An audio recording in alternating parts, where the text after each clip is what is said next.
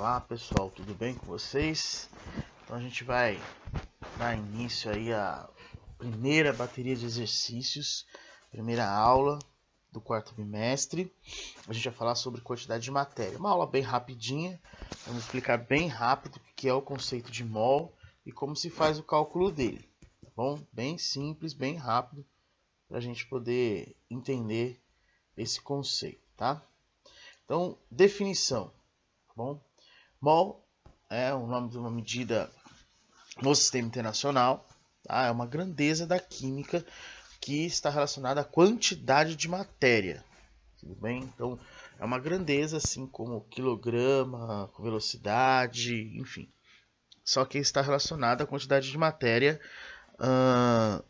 existente, tá? É representado pela letra N e aqui eu tenho alguns exemplos, né? Quando a gente fala quantidade de matéria, a gente está falando das entidades elementares que compõem as substâncias, enfim.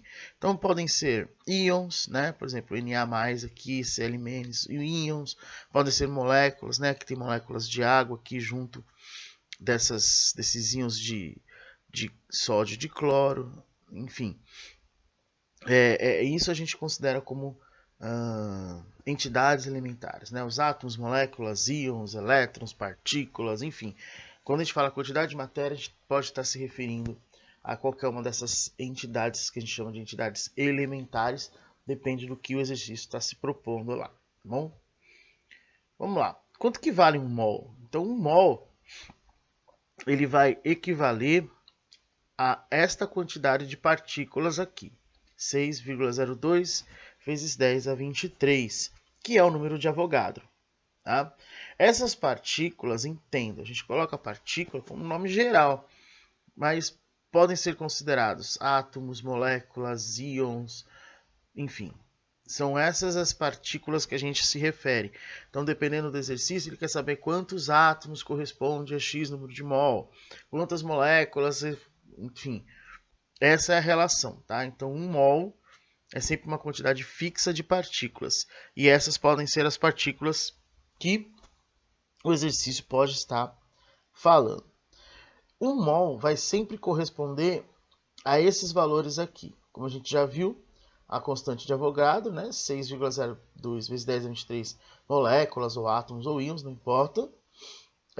Representa a massa molar em gramas, então se eu tiver um mol, esse 1 mol é igual à quantidade da massa molar em gramas. Por exemplo, a massa molar da água é 18 grama-mol. Então, 1 mol tem 18 gramas. Ponto. Tá?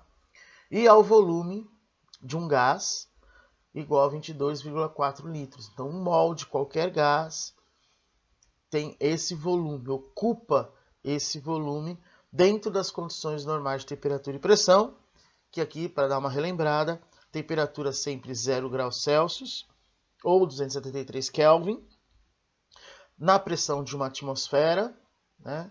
E o volume aqui 22,4 litros, tá? Como que eu calculo o número de mol? Muito simples, eu tenho essa relação matemática aqui.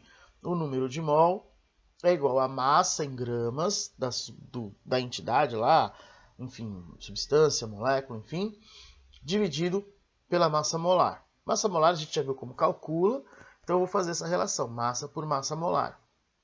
Por exemplo, tenho lá o sal de cozinha, sachêzinho lá, tem 1 grama. Então, quantos mols eu tenho em 1 grama dessa substância? Aí a massa molar do cloreto de sódio está aqui, 58,5. Aí eu tenho duas formas, utilizando a fórmula, né, vou pegar 1 grama e dividir por 58,5, dá esse valor. Ou fazer essa relação aqui, tá certo? E aí a gente deixa algumas atividades aqui para vocês tentarem realizar utilizando os conceitos que a gente viu aí para cálculo do número de mol, tá bom? Então, utilizando a formulinha ou através de uma proporçãozinha, né, uma regrinha de 3, você mata esses 4 exercícios aqui que são bem simples, tá bom? Então é isso, a nossa aula está aqui e aí depois vocês enviem para os seus professores, né, no e-mail dos seus professores as atividades, tudo bem? É isso, gente. Valeu, um abraço.